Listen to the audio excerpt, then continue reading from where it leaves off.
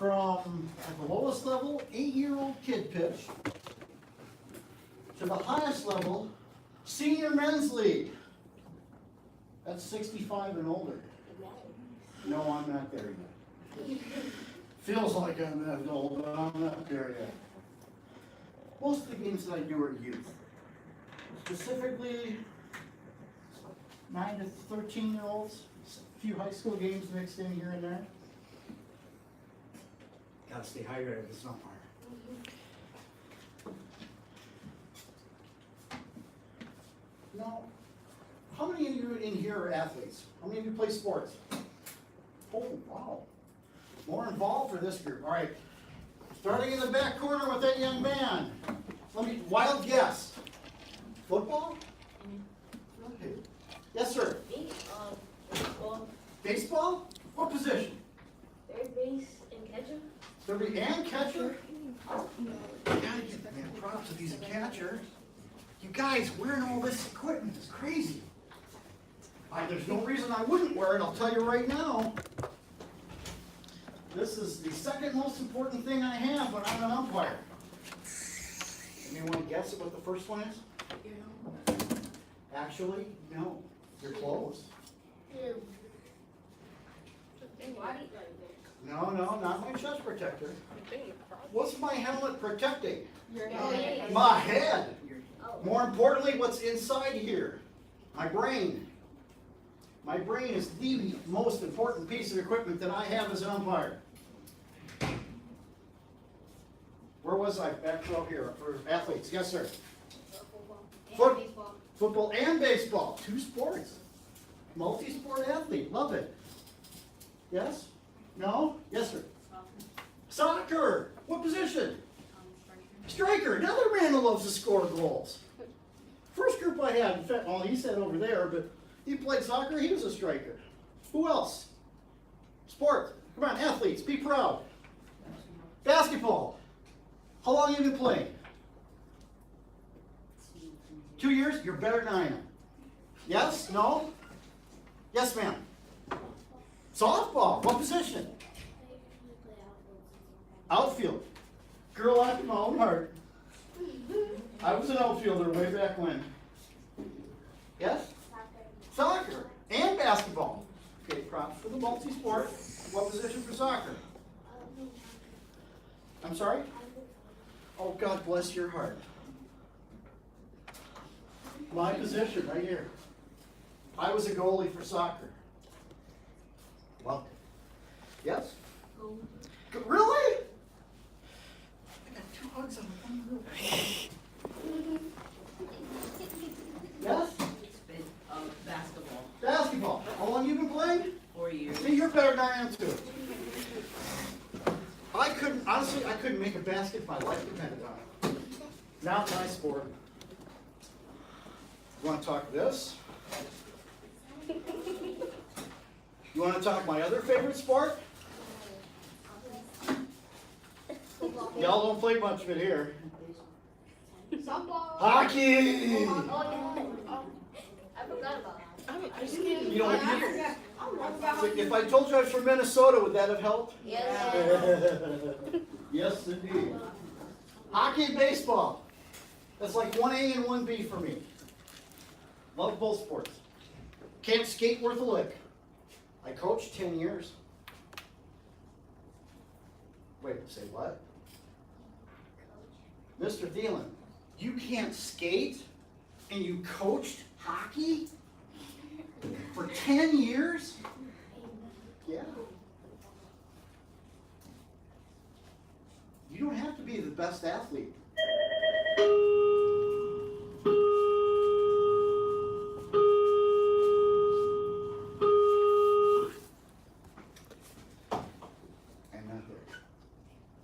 You don't have to be the best athlete. I was a terrible basketball player. I didn't play anymore. I didn't really like the game that much either. I'm sorry, it happens. So I went on and did other sports. You folks are what, 13? 12? 13. Okay. How old do you think you have to be an official in sports? 27. 30 and up? 35. Okay, I know it takes some practice and some training, but that's an awful lot of both. How old? About 17. 17 and up, we're getting closer. 18. 20. 35. 21. 27. He went up. Okay, y'all going the wrong way. We got 11. 14 and up. 8 and What older. was that? 14 and up. I started at 14. 8 and older. I was a ninth grader. When I was having a conversation with my soccer coach. I have no idea who to ask about it first. I don't even know how we got onto the subject. He wanted me to referee the 6th grade game. Okay. I played the sport long enough. I knew, honestly, a fair amount of the rules. Remember, I hadn't had any training or anything. I just played the game for several years. Loved it. I started refereeing soccer games at 14. I'm a little older than that now. Just a little. I've gone on, I've been, well, let's do it the other way. I was a player, a coach, and an official. That's the trifecta. Player, coach, and official in swimming and diving. I was a swimmer and a diver. In baseball, I can't call what I did playing hockey, but I coached and officiated hockey. Volleyball. I played on what's a team run by the organization is known as USVBA. That's like the NCAA for volleyball. So they're the people that know. I played on a USVBA team. Had a lot of fun.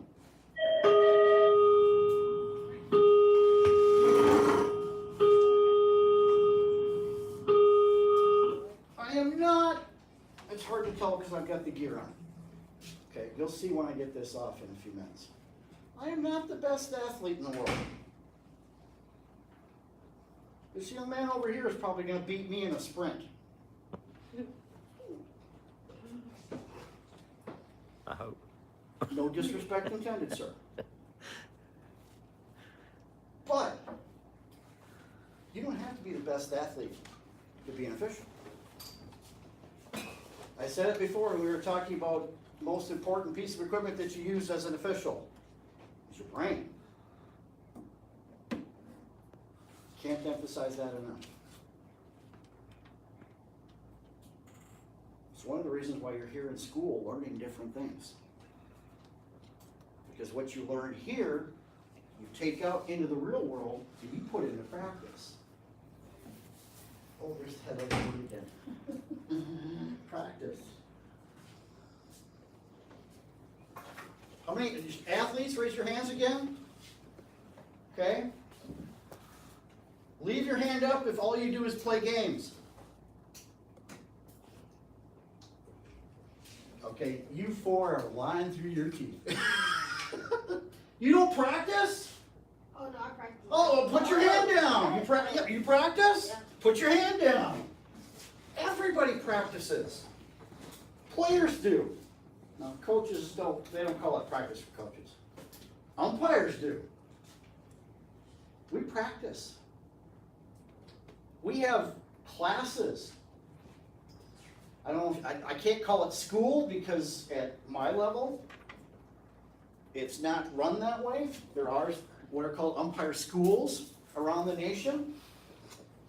You pay a certain amount of money, you go to Winter Haven, Florida, you go to Goodyear, Arizona, you go to outside of New York, and they have professional umpires there that teach you how to be a better umpire. They don't teach you how to be an umpire. They know you've had some training before. You're going to have some knowledge of the rules and of the game itself. They teach you how to be a better umpire. Do I really want to be right here if I've got to play at home with a runner coming from third and the throw coming from right field, do I want to be here? Do I maybe want to be here? Or maybe I should be over here, because then I could follow the track of the ball in and I can see exactly what happened. 3 different ways to cover that play. The best one, notice I'm not saying the right one, meaning there's a wrong answer. The best one is back over here. Because I can do exactly what I said. I can follow the track of the ball, see when the ball reaches the catcher's glove. He tries to put the tag on. Was it a great throw? The catcher just catches the ball, drops his glove, and the runner slides right into the glove. Did he have to grab it and try and do the old swipe tag? What happened? You have to be in position for that, because every one of those is different. The same play, the very same play can happen 2 plays in a row, and it may get covered differently. Because you know, well, wait a minute, there's a trail runner behind the guy coming in from third. He's fast. He may try and get home if the ball gets past the catcher. So I've got to be ready for not just the first play, I have to be ready for subsequent plays. Something that happens after that initial play. It's crazy. It's fun. Now, in case you can't tell, I kind of sort of like baseball. I have to watch myself because I do get a little amped up and excited and happy because I love the sport. I loved it since I was basically your guys' age. I played the sport. Again, I wasn't that good. I struck out, I think, as many times as I walked up to the plate. That's like nearly always, okay? I wasn't that good a hitter. I was a fairly good outfielder. Okay? I love the sport. Little details, the intricacies. There's a difference between if you've got a 2-2 count on a batter versus a 2-1 count on a batter. There's different thinking, both from the pitcher and from the batter. 2-1 count is a great count to do a hit and run or a straight steal if you've got a guy on base. 2-1 is what's known as a hitter's count. Okay, that means it's more advantageous to the hitter than it is to the pitcher. So the pitcher doesn't really want to give him a good pitch at 2-1. And it changed every single pitch. It's different. There may be a pitcher up there who throws 99 miles an hour, and that's literally the only pitch he throws. Sometimes that works. Sometimes it doesn't. Most of the time, it doesn't. Because all it takes is one person to figure out how to beat that 99 mile an hour fastball. And I guarantee you, as soon as he finds out, his best friend's going to find out, and their friends are going to find out, and their friends are going to find out, and suddenly Mr. 99 miles an hour isn't quite as effective as he used to be. So he's got to learn, he's got to adapt, he's got to change.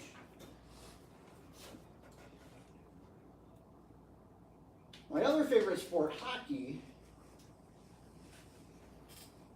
is amazing too. It's one of the few sports, it's the only sport I know of, and I've tried to come up with others and I can't. It's the only sport I know of that, number one, has 3 separate time periods that you play in. No other sport has that. It's 2 or it's 4. Hockey's the only one that's got 3.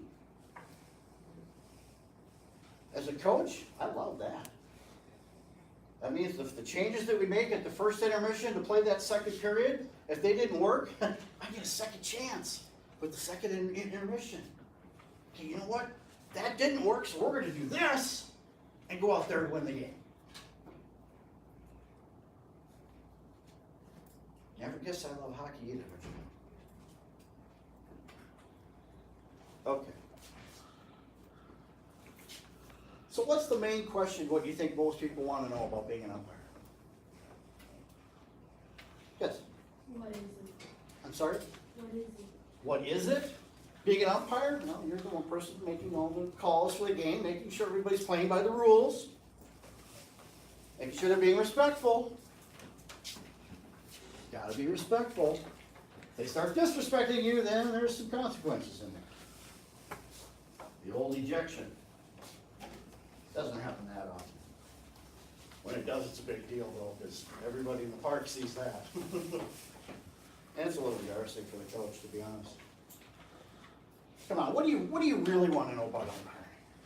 What's the number one question you think I get? How many times do you get hit by a ball? No, what are they? I'll answer the question, but what do you want to know? Seriously. You talk about any kind of job, and I'll talk about that in a moment too.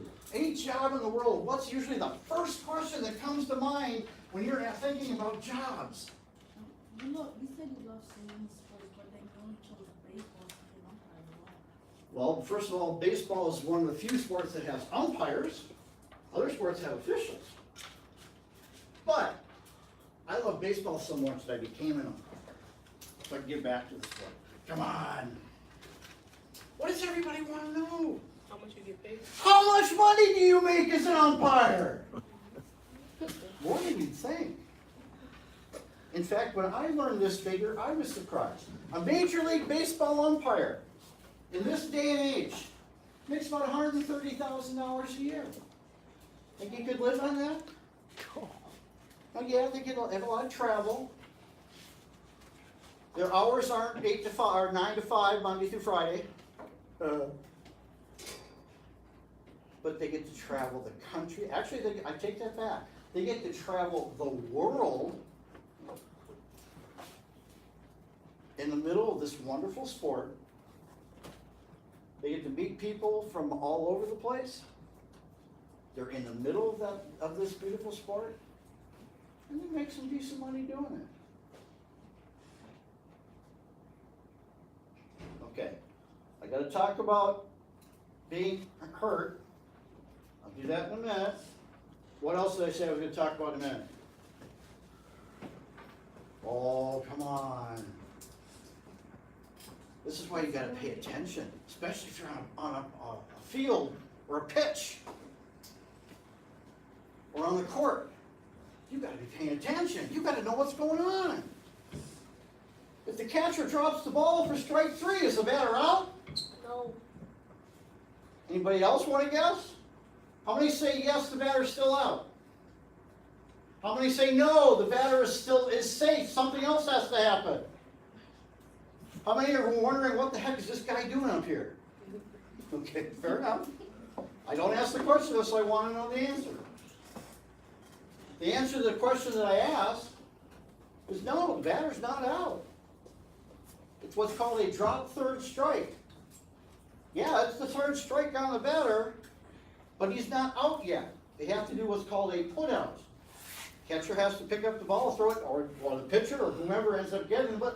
They have to take the ball, throw it down to first base, so the batter is forced out at first.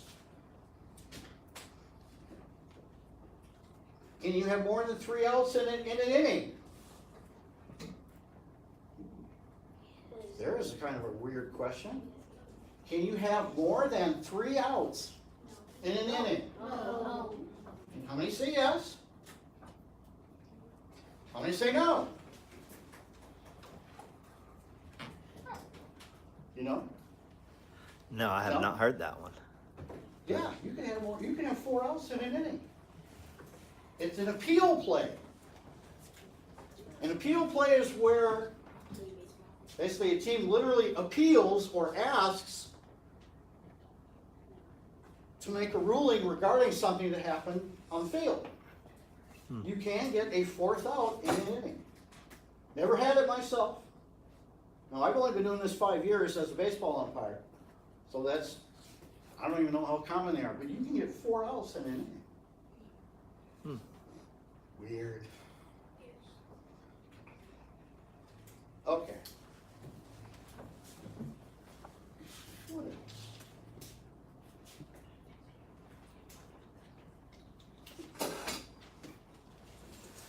about being official quite a bit. Let's change gears. Let's change gears. Make myself a little bit more comfortable. And be in more of the appropriate gear.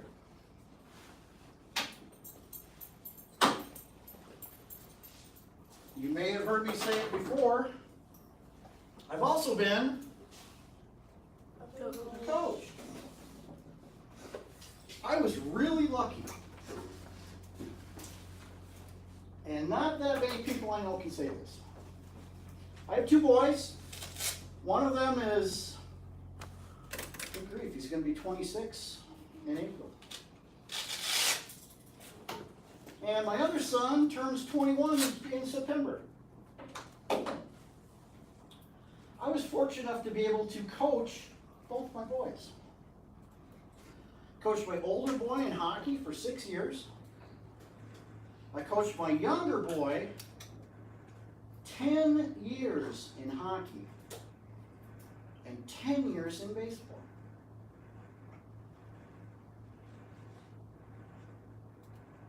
I loved every single minute of it. And I don't remember what team had how many wins and how many losses. I don't even care what sport it was. That's not what I remember.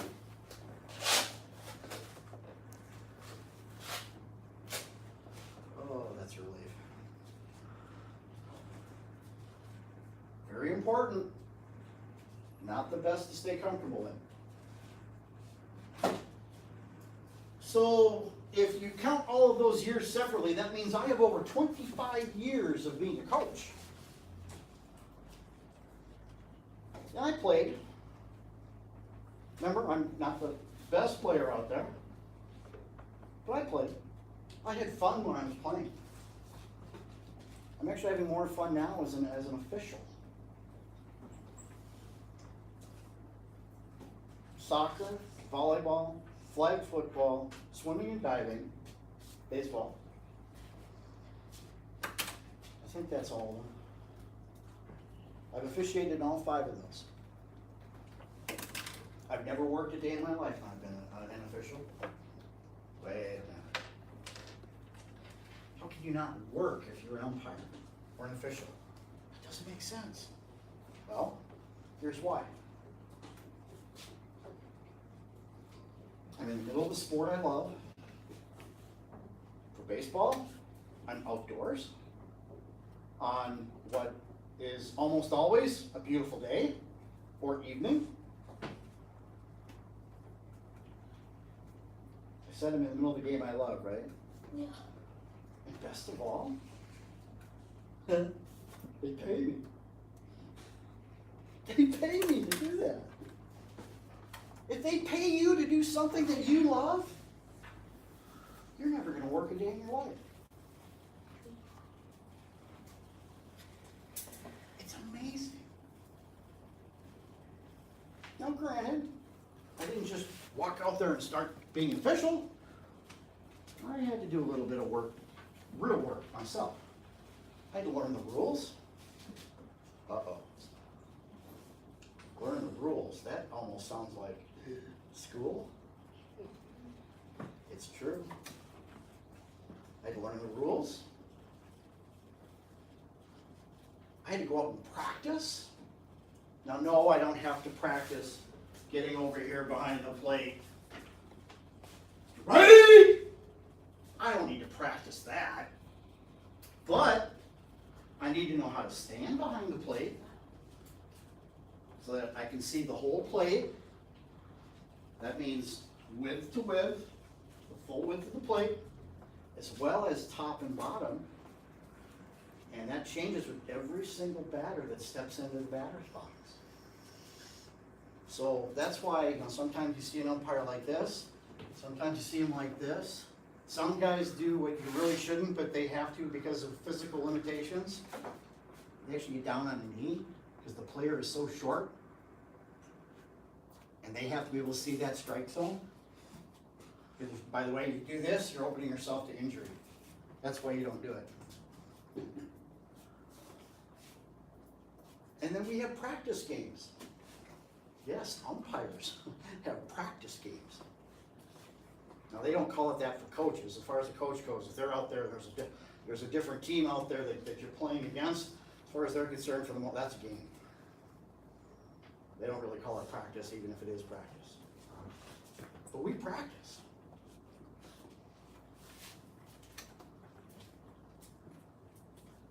Do professional athletes practice?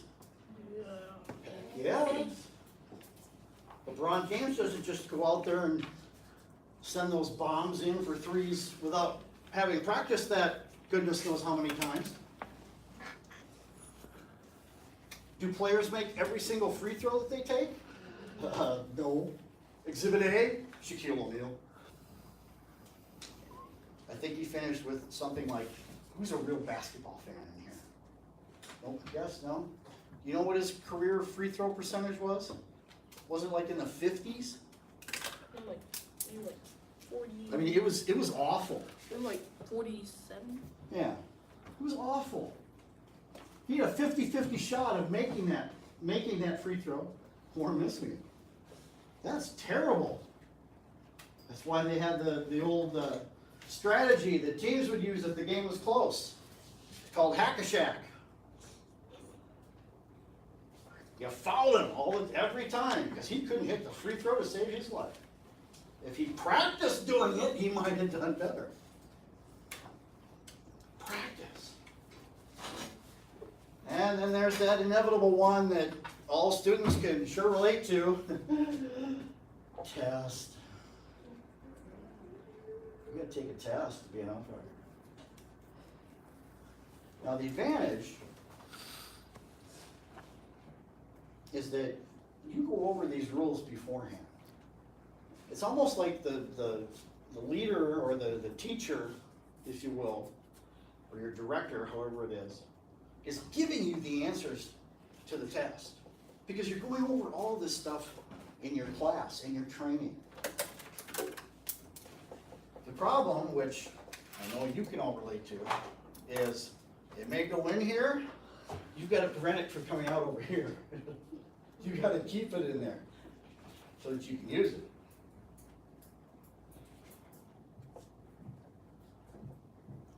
Okay, umpires make about $130,000 in a year. Coaches, we won't talk about. They typically add another zero on the end of that, and then there's multipliers. They can make big bucks in coaching. How many of those professional coaches do you think have played the sport that they coach? Take a guess.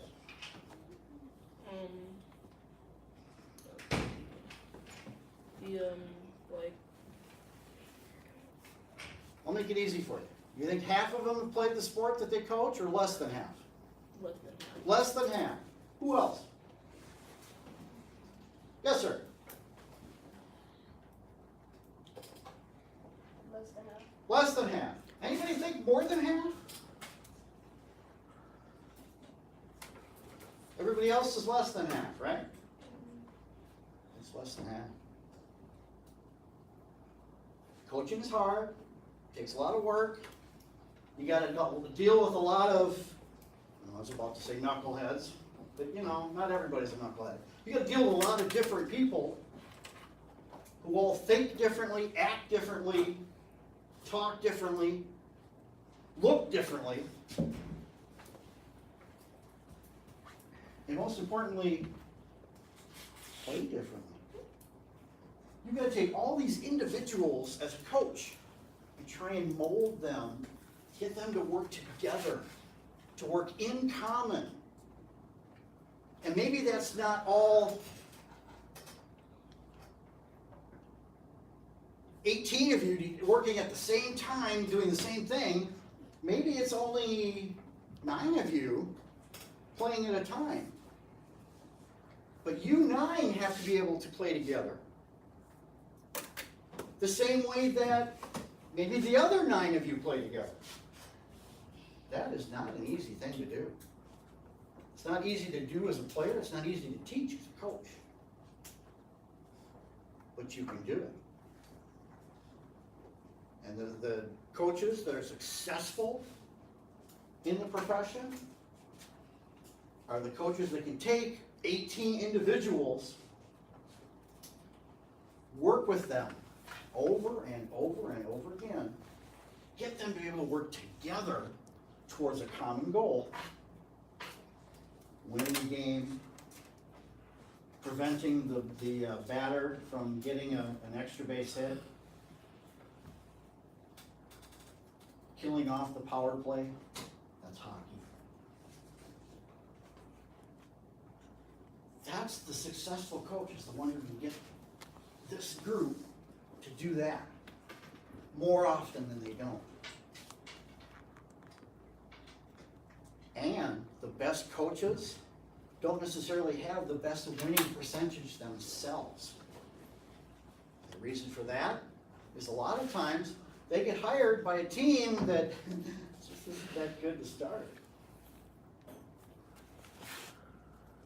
How many first-year coaches go to the Super Bowl? I don't think any have. I believe the second year has, but I don't think the first year has. It takes time to be able to teach a group of people to do something the way that you want them to on a consistent basis over time. So the best coaches, if they're lucky, might get a 500 record their first year. Now, if you're an average fan, you're going to look at that and go, 500? He's not that good a coach. His team only won half its games. Yeah, but if they were 1-15 the year before, would you consider 500 a successful year? Yes or no? No? You were 1-15 last year, and this year you were 8-8. You don't think that would be a success as far as the coach is concerned? Well, yes. Yeah. He got them 8 more wins this year than last year. That's progress. But the coach still only has 9 wins and 20, what is that? I lost it. 16 doubled is 31. 9 from 31. And 22 losses. 9 and 22, and this guy is a successful coach? Yeah. Because they went from 1 win to 8 wins. The next year when they go 15-1, hey, everybody's going to say he's a successful coach then, right? Well, that 1 year, everybody's going to agree. He's improved the team every year he's been with them. Now, in my case, again, I have no idea how many games I've won. I have no idea how many games I've lost. The only thing I remember is that whenever we had our year-end tournament, the only position that my team never finished in that year-end tournament was first. Never won a championship. I've got good company. There's plenty of great athletes that have never won a championship in their sport. Great coaches that have done the same thing. But, in my case, the most important achievement that I've had was passing on my love of the game to someone else. Specifically, my son, my younger son. He enjoyed the game of baseball so much, he actually coached 2 years himself. That makes me more proud than anything I've ever done. Good morning, Durham Middle School. At this time, SGA peer mediators, you can present your certificates. We're going to have the students hold in the room they are to give the speakers a chance to collect their things and move up towards the front in the hallway, and then we will tell teachers when to move back to their homeroom. So at this time, peer mediators, SGA, go ahead and close out your session and escort your speaker to the front. And then teachers, we will tell you when to move back to your homeroom. Thank you. Questions? Your chance to ask me, and I'm not an expert, I've got some training, but I'll do what I can. Injuries. He asked me about injuries. As a player, I tore my knee up, ended up having 3 surgeries on it eventually. As a coach, Well, I've been hit by foul balls. Luckily, that's the worst injury I've had as a coach. As an umpire, guys, where do you never want to get hit? Down there. Groin. Yeah, it's not fun. Questions from you? Anything at all? Yes, sir. How much money do you get per game? How much As an umpire now, it varies. It depends on how old the kids are and what organization they happen to be working for. It's as little as, there's organizations that only pay $35 for a game. There's some games where you earn 80. Or you can train